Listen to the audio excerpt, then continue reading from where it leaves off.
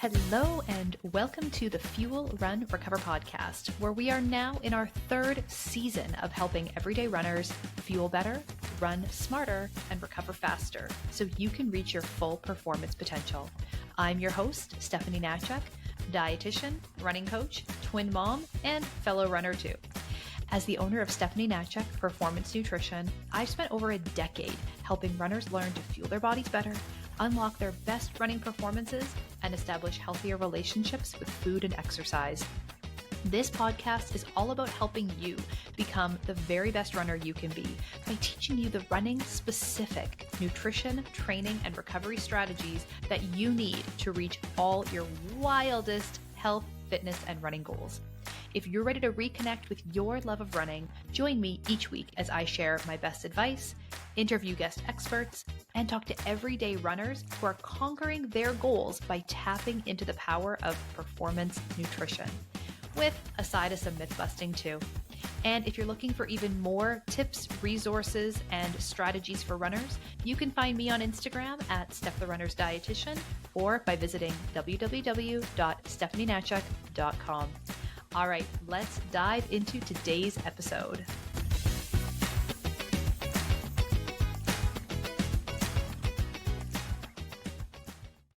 Start today's episode, I just want to really quickly invite you to download my free fueling guide and strength training guides for runners. Currently available as a handy little bundle for you all in one at the link in the show notes. So just to give you more information, in this free fueling guide, you're going to find my top fueling tips for runners. As well, in there, I've put together some meal ideas and even a couple of recipes for your pre and post run fuel. We've also got some suggestions for what to fuel with during your run to make sure that you just have the best overall performance possible. If you've really been struggling to understand what to eat, when, where to start when it comes to supporting your running with better nutrition, this guide is here to help you kickstart your running journey. The other guide that I mentioned is my strength training guide for runners. We know that runners are notoriously bad at consistently getting their strength training in. So this guide includes both a PDF resource, it's got some tips, some guidelines, as well as a link to my series on YouTube where I walk you through all the exercises in this program, giving you some suggestions on proper form, how to modify if needed, how to progress things if needed. This is a really great beginner's guide to strength training for runners who want an effective but efficient full body workout that is going to support the key muscles and movements you need to run stronger and help stay injury free. So once again, both of these guides are available as a handy little bundle. So you just click on the link in the show notes, enter your email address once, and both of the free guides are going to get sent to your inbox right away. I really hope that you find these guides helpful and that they support you and your running goals in the most effective way possible. So without further ado, let's get into today's episode. All right. Hello, everyone, and welcome to this week's episode of the Fuel, Run, Recover podcast, where I am super excited to bring you this conversation with Bec Mills, who is joining me all the way from Australia, or I'm joining her all the way from Canada, depending on where you're listening from. This could go either way. But I'm really thrilled that we found time to sit down because I think that you guys are really going to enjoy her story and everything that she has to share with you today about her experience earlier this year of training for and completing I'm going to call it a grueling overnight trail race. And it was certainly an incredible experience for me to hear about it and learn about it and help Bec prepare for it. And so I really thought that there would be some great advice and great stuff in here to share today. So thank you so much for taking the time out of your schedule to come and share with all of us. Thank you for having me. Really exciting to be here and finally chatting with you rather than over the email. So thanks for having me. Yes, with the, as I'm sure many of you can imagine, the time zone difference between Canada and Australia means that it is not that easy to find overlapping times to sit here and be able to get on a Zoom call and chat back and forth. So it took a little bit of strategic planning to figure out. We're currently recording 8 o'clock at night here, and I think 9 o'clock for you. or 9 o'clock, sorry, in the morning for you over there. My kids are in bed. Yours have just gone off to school, and we're able to bring it all together. Yeah, it's but it's been great. Like, even over the email, I know I've had a lot of questions and you've been so helpful in answering them, and I've got it written and I can always go back and look at it. So, and all of your advice has been fantastic so far. So yeah, really glad we could get hit on, on the same day. Yeah. No, it is true. Like having the emails and being able to go back and like review things and read is not a bad thing if it comes to that.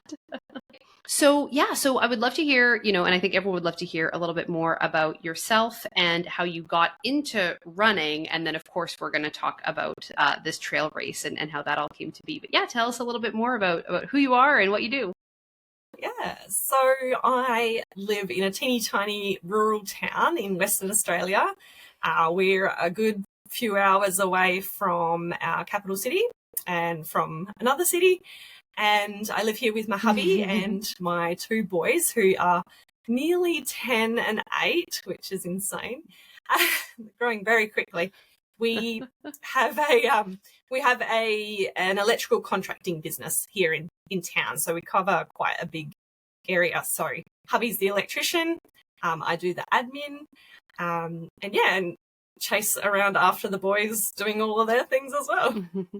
So running wise, I kind of always have done a little bit of running here and there, sometimes a bit reluctantly, mainly for sport, over many, many years. And netball mainly was my biggest motivator to be able to run through a netball game through the winter season. And I think, the furthest I had gone until up to a couple of years ago was probably 3 to 5 kilometers, and like I said, pretty reluctantly, just to keep up with the game. And a couple of years ago I saw a charity that means a lot to our family. They were running one of those run challenges, so run so many kilometers in a month, and I thought, oh, that sounds really awesome, chance to raise some money for them, try something challenging.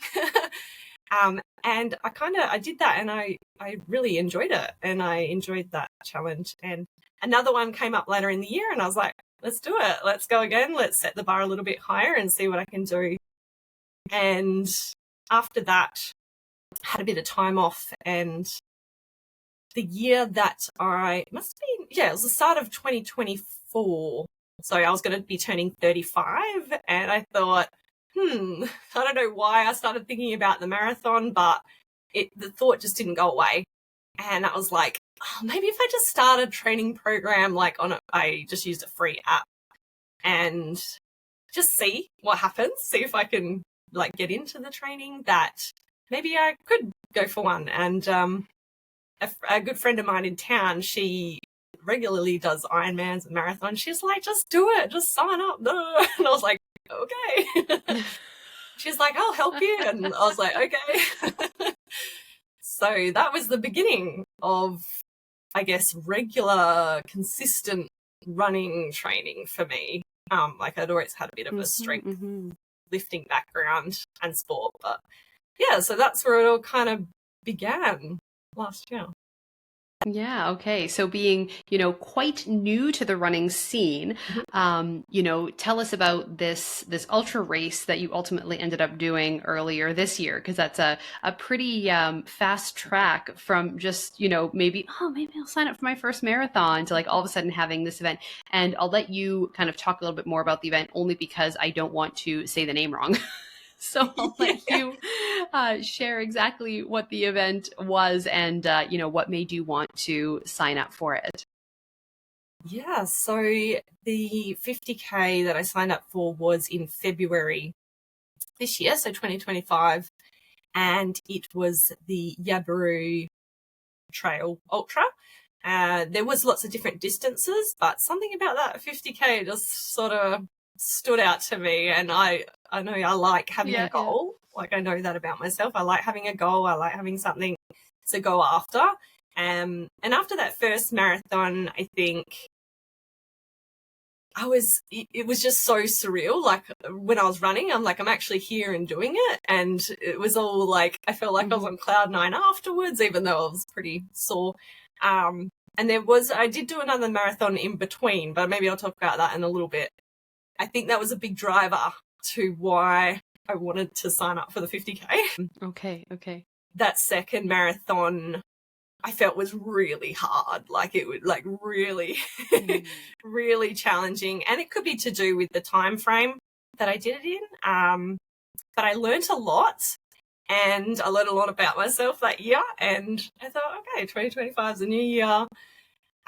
This event really, I think I saw it on social media and it just started popping up, and I was like, what is this? Because I'm pretty sure I wasn't looking into trail running at all. And I thought, it finds you. It just finds you. I don't know how. Maybe I was talking to my friend. I don't know. Facebook. And it was just completely different to everything that I had experienced in the previous two races. And I thought I just couldn't stop thinking about it, essentially. And I was telling people about it, like, they were like, what's your next race? And I was like, I don't really have one, but this looks interesting, sort of thing. So I was talking about it a lot. Yeah. And I started just talking about all the reasons why it wouldn't be any good. And I kind of caught myself one day and I was like, I'm just kind of convincing myself not to do it, but I'm talking about it all the time. And I was like, what's going on here? Yeah. It turns out that I did sign up for it one day after having a conversation with a friend, and all the excuses that I had, like why I couldn't do it, it turns out that I just figured them out as I went along. So traveling, accommodation, and all of that stuff. And so I started getting really excited about it. And the actual event was, like you said, it was quite grueling. I kind of knew it was going to be a hot race. It was around about 38 Celsius when we started. So I think that's like 100-ish Fahrenheit. So yeah, I have no idea. I don't know, but 38 degrees Celsius. Let's go with that. Yeah. It was hot. It was hot. But I had been sort of practicing for those conditions, and I knew it was going to be likely quite warm. And it was just so, like, everyone was so welcoming. And I look back and I was like, why was I so worried? Like, why was I so scared? Like, everyone was so lovely and welcome. Like, with every race that I've been to, the community has just been outstanding. And, like, there was high fives. There was, everyone's just yelling out to each other, like, awesome work, get going. Like, it was so good. And it started like later afternoon and it ran into the night. So got to experience that heat of the day and then the sea breeze a little bit coming in as the sun went down, and then running with a headlight, which was bizarre and brand new to me as well. So yeah, lots of different experiences all within the 7 hours or whatever it took me to complete the race. So yeah, met a couple of new mates that I'm still in contact with. Like, it was just, it was fantastic. Yeah, wonderful. And so in all of this, and it took you a little bit of time for finding out about the race, deciding to finally, sit down and open up your big internet and sign up for it and all of that. At what point did you feel like working with someone on the training and nutrition piece was going to be important for you? Like, where did that fit into some of your concerns about actually being able to complete this event, or, all of that kind of stuff? How did that fit into the picture? Yeah. So I think I started thinking about it last year. So when I was training for that first and second marathon, and I was also doing my netball and trying to get that balance right with the training and the recovery and all the good things, but also the nutrition. And I knew that was a missing piece, and I was like, I'm missing something. I was getting that second marathon training block. Like, there was a lot there that I wouldn't do again, but I was kind of just winging it and trying to work out how much fuel I needed, like for everything. And I knew that it was overwhelming me. Yeah. So I had started thinking about it then. Once I had signed up for, I don't know if it was before or after I had signed up for that, I reached out to you and I joined your Fuel Train Recover Club. And from there, I just dove into all your lessons in the training program and just started learning so much more about nutrition and realizing where there was gaps in what I was doing, and just started trying stuff. I just started trialing some different fuel before runs. I started trialing some different things for the days that I had to work out. So a run and training, or a run and strength training. And it just started to feel better. Like I wasn't completely like, I know I was feeling so underdone, like before training and thinking, how am I going to go out there and train for an hour tonight? So once I started putting that into practice and started seeing the difference, I was like, whoa, like, okay, so it could be a food thing. But also I learned a lot about nutrients and timing, and that has had such a big impact as well. Other than that, your support with the actual training plan for the 50K was really awesome, because I had all these ideas in my head that it had to be something completely different to like a marathon training plan. And I was like, how am I going to do this? Like some of these suggestions were like 4-hour long runs. And I was like, there is no way, there is no way I can fit that into a day with kids and everything else going on. And the way that you helped me work through that plan and like realized why we were doing certain runs when, and that was so, so helpful. And it just sort of took this weight off my shoulders. And I was like, I can do this. Like, we can work it out. Yeah. So that was extremely helpful. Yeah. Yeah. So in terms of, talking about nutrition, and, you mentioned that there was obviously a lot that was maybe missing from your previous marathon experiences. That was probably what contributed to that second marathon feeling as hard as it did, and, leading you to question everything, which I think we all have to go through, just part of the evolution of becoming a runner is the highs and the lows. What were some of the things that you started doing? Like, what were some of the kind of most impactful lessons with your nutrition that really made all the difference? Like, what were some of the things that you found like, oh man, like I wish I had known about this before? So many things. Probably the most impactful, was practicing fueling the runs early on in the training cycle. So really starting to train my gut to take that in. Yeah. And I think that was so helpful in this way, because also with the time of day that I was running, and it was summer, so there was a lot of challenges there about getting the fuel in and making sure I got enough fuel in the heat. Yeah. And your advice was really helpful with that as well, about recovery afterwards as well with nutrition and making sure like I was recovering from those runs. But I think practicing that and not waiting till, it was 25-kilometer runs or 30-kilometer runs before starting to practice with fueling. So I started really early on with each long run. And also as the back-to-back runs kind of built throughout the training plan, making sure I was fueling enough and I just tried a lot of different gels. I tried chews, I tried all these different things and just working out what felt best for me. Yeah. No, 100%. And I think like for people who are listening to this, if you have like one big takeaway from what Bec has shared so far, it's like, start the nutrition, like start the planning and start thinking about your nutrition way sooner than you think you should. Like, don't wait until, you're at those like, last couple of biggest long runs to even start incorporating this stuff. Especially for an event like this one, which I think you had mentioned, I think it started at like 3 p.m. Is that right? Yeah. So it started, late in the day. And that's very different from the majority of races out there. I know some ultra races and stuff like that will start, if they've got those longer distances in there. Some of them will start later in the day, but like if your gut isn't used to that, like you need to practice exactly what you're going to be doing so that, physically you make it through without having a lot of gut issues. But also I think there's a huge component of getting to the start line of that race feeling confident in your nutrition plan. Like getting to that race on the day and knowing exactly what you're going to do and when you're going to do it, and you've practiced it in training and you know it works, and like, yeah, okay, obviously all kinds of things can go wrong on the day. Like that doesn't guarantee you a flawless event just because you've practiced, but it's a heck of a lot better than showing up and being like, oh yeah, I have these gels that I tried one time and I have no idea if they work for me or not.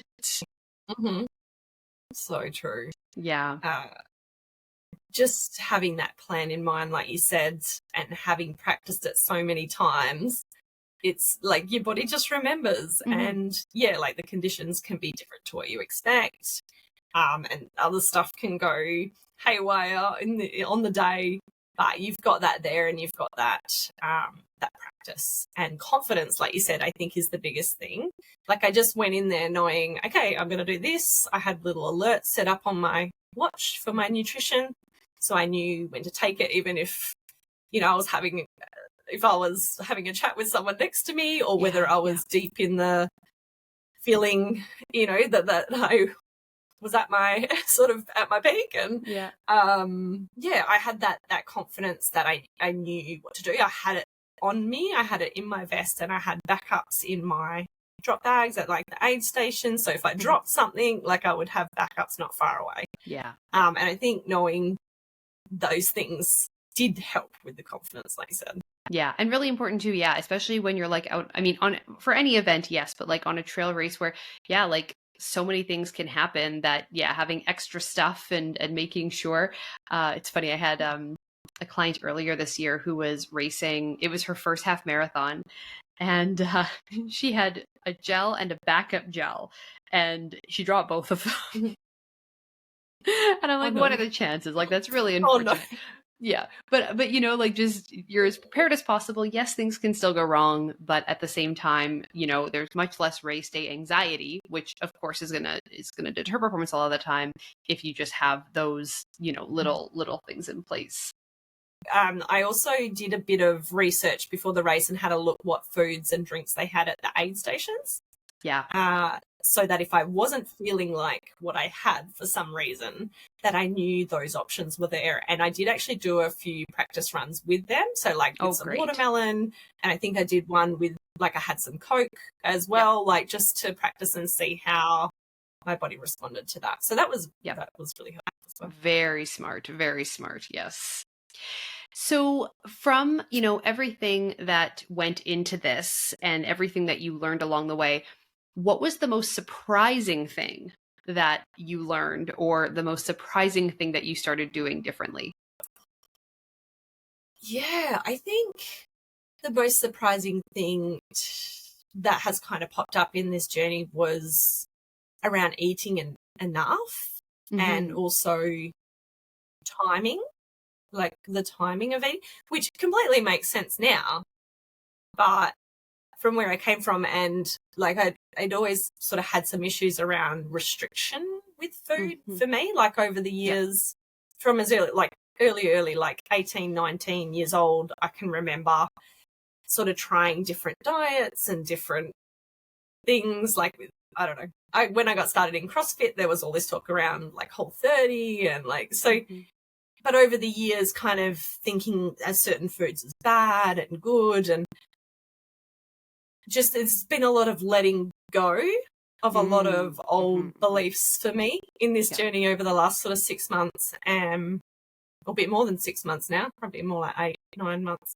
Yeah. And and I know it's going to take time, but being open to your suggestions and different timing of like food and fuel and recovery, nutrients, and just being open to that and trying it, and just seeing how the difference that I felt with it was really, really powerful in helping to let go a lot of that old stuff that wasn't really serving me, because I know that it wasn't making me feel good, and now I feel 95%, like, I don't know what 100% feels like, but like, you know what I mean? Like it's like a lot. I feel a lot better.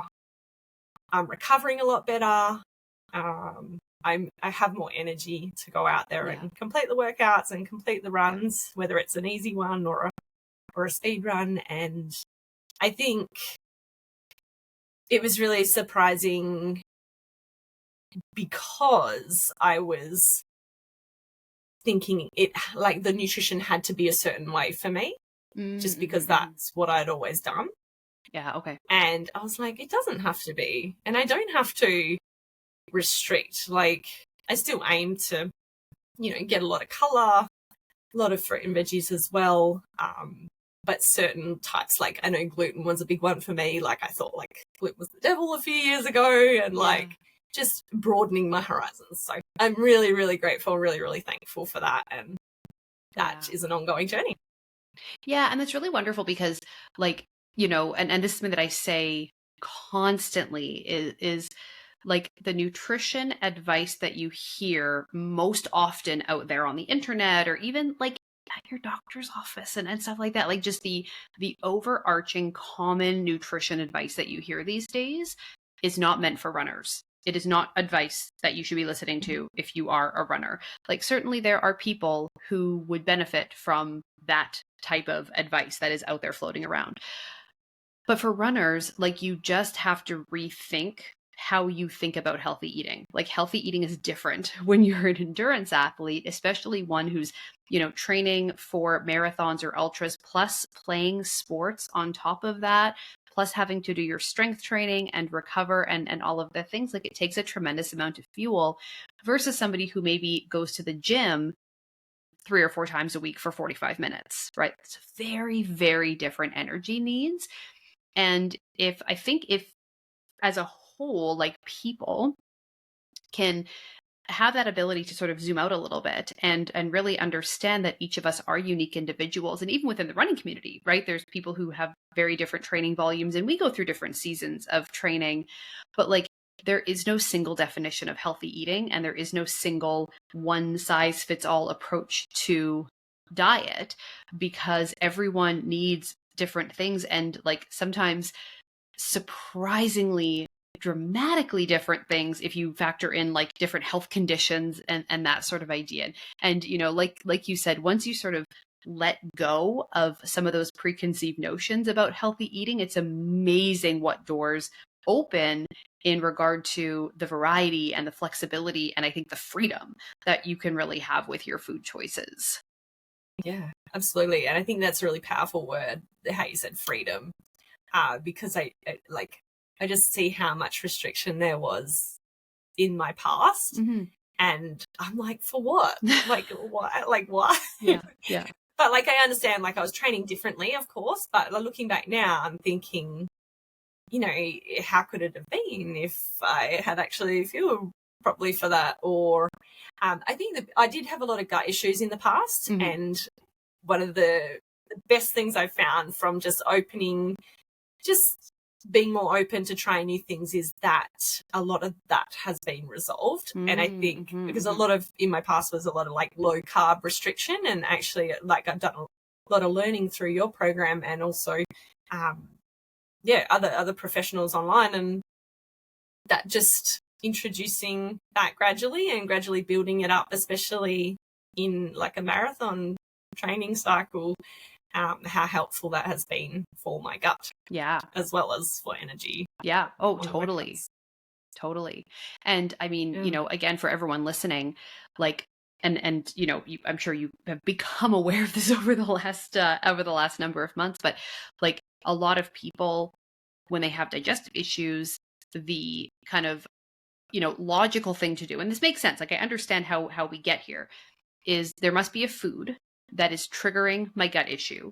So if I just find and remove the food, then my gut issues will go away. Like, we assume that it has to be something we're putting in that's causing the problem, not really thinking or maybe understanding fully the complexity that is like the digestive system and the connection between the gut and the brain, and like all of the things that are going on.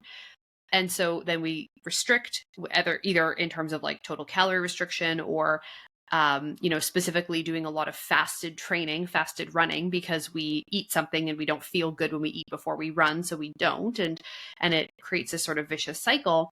What's super interesting, though, that a lot of people don't know is that under fueling, or being in this state of low energy availability, negatively impacts gut function and gut health. So like, it's not that we're putting in something that's triggering the symptoms, it's that the lack of fuel in a lot of cases is actually what's causing the problem. So we end up just cutting back more and more and more, cutting out more and more and more things, trying to find that trigger. And there isn't one. The trigger is that we're not eating enough. And I totally understand how that is the craziest thing that you have ever heard. Like, I get how people are like, Steph, this is not, they're nuts, right? But you can hear it right here. Bec is telling you that it's really amazing how much digestive health can be improved by just gradually, right? Like, we're not talking overnight, kind of a big sweeping change, but gradually making those shifts and adjustments. It is incredible how much better you can feel from a gut health perspective. But then also you are fueling your training and your workout quality to a higher degree. So, I mean, like, that is a lesson that I just I just want to scream from the rooftops, because I think so many runners stay stuck, like painfully stuck in this place, thinking they have to run fasted. That's the only option for them, or they have to avoid carbs, or they have to not eat gluten and things like that. When the reality is they just need to have that deeper appreciation of what's really going on. Yeah. And trialing it, like you said, gradually just trying it and trying to build it little by little was super helpful as well. And it's funny now thinking about, I used to have a lot of gut issues on sports days as well, like 2 games, one after the other. And I was just like, why is my gut so sore? Like, I haven't eaten since breakfast, like, and now it's just night and day, the difference this year. It's just insane. And like you said, there's a lot of noise on the internet, especially about, what we should be doing, but also just in our society as well, like about the whole low carb. And I think as I've gotten into my 30s and moving on to my 40s now, like, I hear it more and more as well about the low carb, and I just got to tune in and remember that like what I'm doing in terms of output in training at the moment, and I've got to do what makes me feel best, and this is what's making me feel best. Yeah, absolutely. Absolutely. So we started talking about the ultra, and then we kind of went off a little bit of direction here, but I want to hear, and I want you to tell everyone about the race and, how it went, and, just all of the things that you learned and incorporated, and what led to your success with being able to complete this after, only having 2 marathons under your belt going into doing this 50K trail run.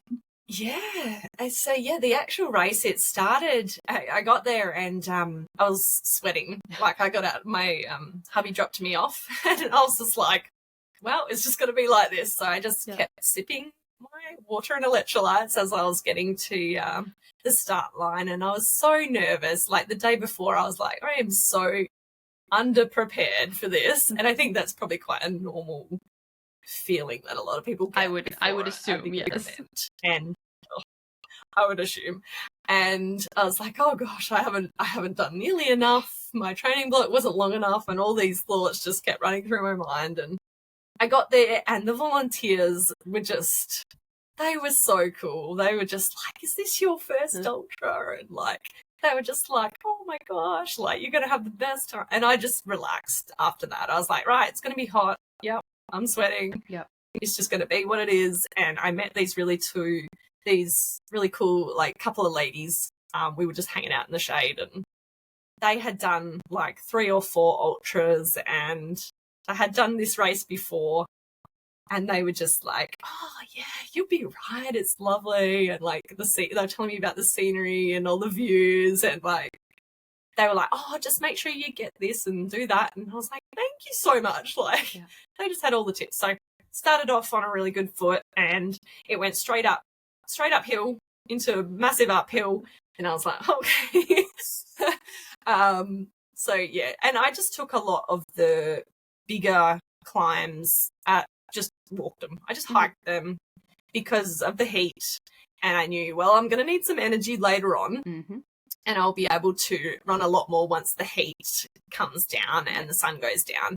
Well, that's what I assumed. And so yeah, just took it as easy, and then, but I actually was quite surprised in the end that I was able to run what I did in that heat. And I mean, yes, I trained for it.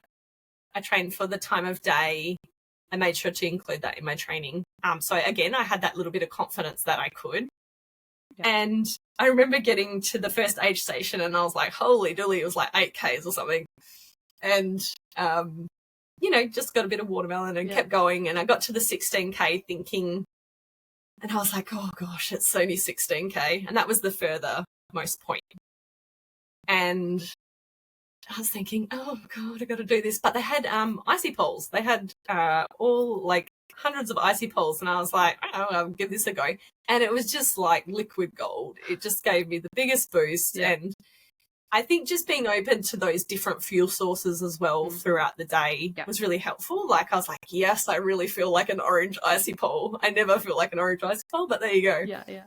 And on the way back, there was high fives and everyone cheering each other along. And so we went out 16Ks, came back to the start finish area.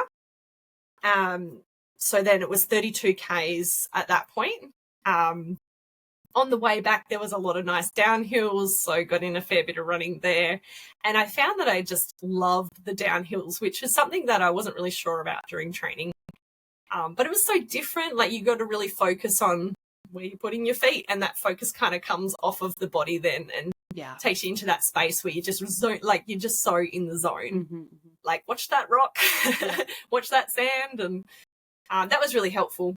And then, got back to the 32K, and my friend was there, and I didn't expect to see her. I didn't even know she was in town, and she came and she was like, what do you need? Can I help you get some water? Which was just the best. Like, I almost cried when I saw her because I wasn't expecting anyone to be there. And she had her daughter there. It was her first birthday, and it was so cool. So we just sort of caught up for a minute. Yeah. And then I got going again, and at that stage the sun had gone down. Got my head torch on, ditched a few things into my bag, like hat and sunnies, and I was like, here we go, here's some night running. Yeah. I was a little bit nervous about the night running because I did make sure to do a few in my training, and I was very nervous the first time I ran at night. I don't know why. Yeah. We've got such a little quiet town, but it was just so different and really out of my comfort zone. Yeah. But just seeing everyone bobbing along with their head torches on the trail was really cool. And we kind of had to, people were coming back because there was different distances. So there was the 50K, there was a 25K, I think there was a 10 and a 5, and all starting at different times. So we were passing each other, which was really fun. Yeah. And the 5K runners were just, sprinting. So it was good to get that bit of energy from them as well. Yeah. Yeah. But yeah, sort of as we got to the second to last aid station, and turning back around to come back to the finish, I kind of felt like a new burst of energy. And I remember at the time thinking that I hadn't had my last lot of, I had a gel, and I kind of skipped it because I had some watermelon, and I was like, oh, not really sure how that's going to go. But I had fueled sort of to my plan early. And often like early on in the race, and I was like, well, that's only going to help that I've done that, so I should be right. So I took off, and I was like, right, it's the last 5Ks, like I'm going to do it. Yeah. And I was just sort of like really giddy. I was getting that runner's high that everyone talks about, and I was like, how am I getting this? And it's like 45Ks into a 50K. I couldn't believe it. So I just ran with it, and I think I definitely know that is because I did keep onto the fueling early, even though I wasn't really feeling like it in the heat. I knew that it was going to help me later on, and it absolutely did. I remember seeing like big spider webs across like Sorry for people that don't like spiders, but like with the bush and the trees, like there was these big spider webs across, and like something that I would never see in any other race. And I was like, that's kind of cool, but kind of scary. So I was kind of like just going underneath it. But other than that, it was like a pretty good run in and just absolutely giddy, and that feeling of like, I'm going to do it. Like, I know that I'm going to finish. And I think that's, you know, that's just such a big feeling, no matter what the event is. And yeah, heard those people on the microphone and saw the lights at the finish village and come around the corner. And I was nearly crying because I was so happy. Yeah. And my friend was there again, which just made it so magical. And that was that. And it was quite late at night, so it was such a cool thing that she came and cheered me on there. So amazing. All in all, it was really fun and exhausting. Absolutely. Absolutely.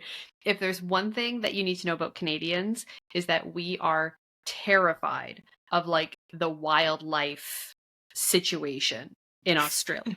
Like, oh, no. There's this whole like Canadian sort of subculture of like, but you should see the stuff they have over in, you know, like the poisonous everything over there. Yeah. So this idea of, you know, seeing the spider webs, because like here in Canada, like we don't have like, you know, we don't have things that can hurt you. Like not really. You know, our insects are teeny tiny. Our reptiles are teeny tiny compared to what you guys have. Actually, I thought that I would see more wildlife, which was interesting. Being nighttime, I mean, there was bugs with the head torch. There was always going to be bugs around, but they weren't big ones or anything. Yeah. And that was the only wildlife that I saw, so that was quite surprising. Yeah, that's funny. That's probably a good thing. Yeah. Well, they could hear all of you guys. Like, where it is. Yeah, yeah. And where it is in, so Perth is the capital city of Western Australia, where I am. It was north of the city, and it was literally between, one side was a freeway and the other side was a major road, but there's just all this bush in between. And it is quite rural, but it didn't feel like you were anywhere near cars or city or anything. It was insane. It was a really good one for people that are looking to sort of dip their toes in, try some trail. It was not too technical. There was a bit of sandy spots and it was quite rocky in some bits, but mostly it was like a brushed kind of limestone. Yeah. And I think that was helpful because I knew those details before going in, and then I was like, if this is going to be my first trail race, like I think it's going to be a good one because I could see what the surface was like through video and watching past races and stuff. So yeah, absolutely. And so is there anything like, you know, are you planning on doing this race again or other trail races? Like has the trail race bug bit you now? Has the ultra running bug bit you now? Anything that you would do differently for next time? Yes, I think it has bitten me. Because it was such like an opposite experience to the second marathon that I did, which was in the city, and it was just on all the city roads and the freeways and stuff. It was just night and day, and I just loved being out there on the trail and in the bush and just seeing something different every kilometre, essentially. Yeah. And yes, I've got another trail race coming up in August, which is a 43K. So I guess you could say it's technically an ultra. They're calling it it's a more gravel sort of farm roads, which would be fun. Yep. And this race in particular, I think I would like to do it again. I know I've got a couple of friends who were interested to do it again. So it would be a fun experience to do it with them and alongside them. So it's a maybe at the moment. Sorry, what was the second question? Is there anything you would do differently for your next one? Yeah. Yes. Yes, there is. In particular, probably I would, and which I am doing now, is to put a bit more focus on hill training. Because I went into that first one just using the hills that we had around town on my long runs. And I learned a lot about how to tackle the hills and how to run them, but I didn't do any specific like hill workout training. And doing that now, I can see what a difference it's making when I do my long runs and come across the hills. So definitely do a bit more of that. And also I struggled with blisters, and I know some people don't. And I know some people always do. And I think I might be one of the ones that, my feet just do that. And I would probably be a bit more prepared for that next time. So I would take my toes, I think. Yeah, good idea. Other than that, it was a really great experience. Yeah, I love that. I love that. And so, what advice do you have for runners who are, maybe newer to running like you were prior to getting into trail racing, or maybe do have a little bit more running experience, but are still just kind of considering getting into trail running? What advice do you have for people who are sort of thinking about it, not sure, kind of on the fence? With trail running in particular? Yeah. I would say, I can say easily enough, don't be scared and get after it. But I was very scared and making all the excuses in the world. So I can say that as much as I like. But Yeah. in that everybody was so kind and welcoming on race day, Yeah. and everyone that I connected with in the community before the event and during and after. It was really fun. It was quite laid back, compared to a lot of mind you, I'd done the road marathons I'd done before were quite big events. So this one felt a lot smaller and a lot more community minded. I would also say, like I said before, about practicing the fueling early on in your training block if you are going to do it, and trying lots of different things and just seeing what works best for you. Because ultras tend to be longer. Trail distances, I think there's a lot now cropping up that are lots of different distances, sort of like 3Ks, 10Ks, there's all sorts that you can choose from. And I think I found one that was closest to where I live. Like, it wasn't a big thing to travel and get accommodation as well as then prepare for the event. And I think that was really helpful with my nerves and my confidence, because I knew it was only a smaller trip to get there, as well. Other than that, I think practicing for the times of day as well was really helpful for me. So if you know there's going to be a bit of night running, go out there and just, even if it's just a short run, that you practice a little bit once it gets dark. That was for my comfort zone. That was really out of my comfort zone. But once I'd done it, I was like, right, okay, that's that. Yeah. I know what to expect. Yeah.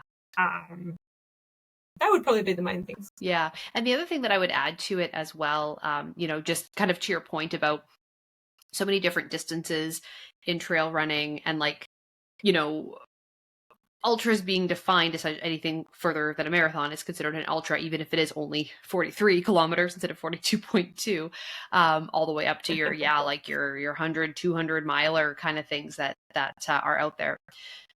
But what I would say too is, don't let, with trail running, it's not necessarily the distance you're going to be running. It's really more about the time that you're going to be out there for, because a 5K or a 10K straight flat type of road race, very different from even 5K on a super technical, very hilly, lots of elevation type of trail. And so if you're just getting into this and you're like, oh yeah, I can do a 10K easy breezy, no problem. Depending on the trail event, depending on what we're talking about, this could ultimately end up being more like a 3-hour 10K.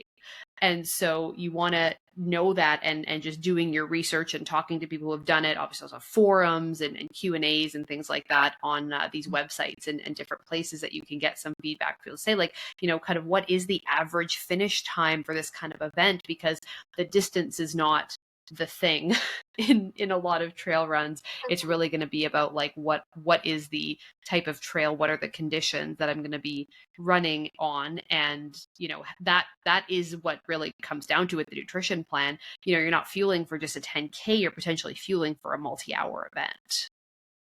Yeah, absolutely. And because you said it is so different, and I wasn't really sure. I kind of went off my last marathon time and just added on at least a couple of hours because I Yeah. wasn't too sure. Yeah. I had seen some talk in like the Facebook group for the event from the previous year, like, okay, what are the top men and top women running? And I was like, okay, kind of add on a couple of hours at least to that. So I kind of just gauged it. I think, yeah, and then looking at the elevation as well and thinking about that, like if I'm walking, that's me, but like if I'm hiking most of those hills, like, okay, that's going to add on, you know, double that time a little bit. But yeah, I think, like you said, it's so important for nutrition, like a 4-hour marathon versus, you know, it might only be 8 more Ks, but that might be 3 more hours. You got to think about how much more. Yeah, it could, yeah, absolutely. Like, and it took me 7 hours, and I think it was 7 hours. And that was kind of my goal that I kind of worked out in my head, which wasn't very technical. Yeah. But I knew the cutoff was 9 hours, which I wanted to make sure of because, and yeah, I think the fastest man finished in about 4. So I was like, okay, kind of in the middle. Great. There. And yeah, and I practiced for that. And like one of my goals was just to get to the start line healthy, to finish before the cutoff was my other goal. And then I kind of had worked out a little bit of a time goal, but that wasn't essential. It was just more like you said, a guide to working out how much fuel I needed to take with me. Yeah. And hydration as well. Yeah, absolutely. Absolutely. So out of all the races, I feel like I know the answer to this, but I still want to know, out of all the races that you've done so far, what has been your favorite one that you've completed and why? Or maybe one that you didn't complete, but. Well, I've had 3 races in my time running. Yeah. I think definitely this most recent one would have to be at the top for all the said reasons that we've talked about today. I think the community doing something that seemed so out of reach, but then backing myself and working it out, figuring out the details and actually finishing it was such a big confidence boost. But the other marathons, they taught me a lot. The first one taught me a lot about the community as well, but also just getting out of your comfort zone, trying something new, seeing what I was capable of. The second marathon, even though it didn't feel good at the time doing it, it taught me a lot about not winging it and actually reaching out and asking for help and asking for support and why that's so important, and not just feeling like I had to do it all and work it all out myself, because there are awesome professionals out there that do this for a job and can absolutely help. It also taught me a lot about hydration, that second marathon, which I was very under-hydrated in that marathon, which I think was a big part of it. So yeah, they all have a special place in my heart because of what they've taught me, but definitely this 50K, this trail race definitely stands out. Yeah. As the winner at the moment. Yeah, I love that. It's a good perspective too. Like, yes, they've all had their lessons, even if it wasn't your, day that you shone. It still is always something that's worth walking away from with new knowledge and new goals and new things to really focus on. So that's great. All right. So I know that you have to get on with your day here, and I feel like we could sit here and, talk all things running and stuff like that for ages. But before I let you go, do you have any final thoughts or tips or pieces of advice or things that you want to share with our listeners today? Yeah, I think don't be afraid to reach out and ask for help. Once I had made that decision to reach out to you and ask about your Fuel Train Recover Club, I felt like this big weight lifted off me, because I was like, Steph is a professional. She absolutely knows what she's doing. She's relatable. She's a mum as well, like me. And I think before that, a lot of what I was reading and going through was, and they're absolutely professionals in their own right, but I felt like it didn't apply to me. A lot of the training advice and a lot of the nutrition. So I think don't be afraid to reach out and ask how Steph can help, like within the program or one-on-one.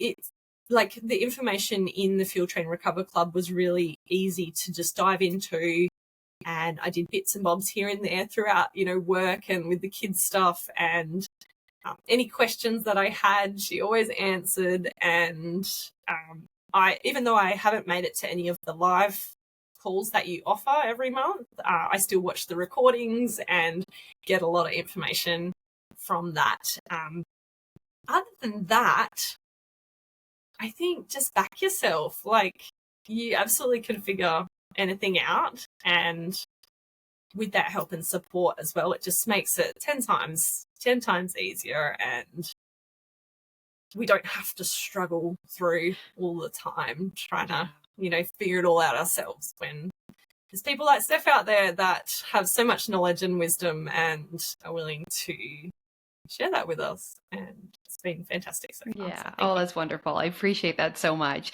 And like, if there's a race that you just you can't stop thinking about, then yeah, you know what? Just go ahead and sit down and register, and, obviously make sure you have enough time to get all your ducks in a row and be prepared and stuff like that. But if, that little spark inside of you is there that says, you really want to do this, then yeah, like, just believe in yourself and make a plan to tackle it. And it's amazing what you can do. absolutely. And it's amazing how the ideas and the inspiration and figuring out all these things just come as soon as you make the decision. Yep. Like, I was so sat in indecision for so long. Yeah. And making all these excuses of why it wouldn't work. And then as soon as I had made that decision, I was like, wow, okay, like, here it is. Yeah. Here's the answer. Like, We're doing problem it. solving. Let's go. Yeah, absolutely. All right. Well, thank you so much again, Bec, for spending some time chatting with us and sharing your story and all of your tips and advice. There's so much great relatable stuff here that I think a lot of runners are really going to appreciate hearing.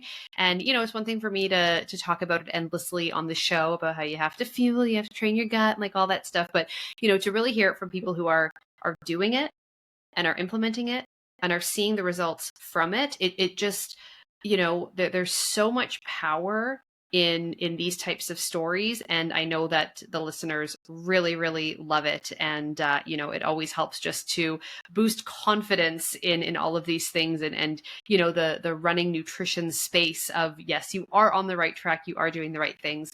And of course, as Bec said, we're here to support you. The running community is here to support you.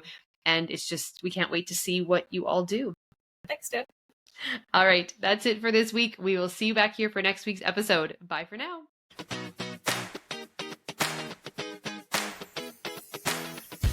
The information on this podcast is for educational purposes only and is not to be used or relied upon for diagnosis or treatment of any health condition.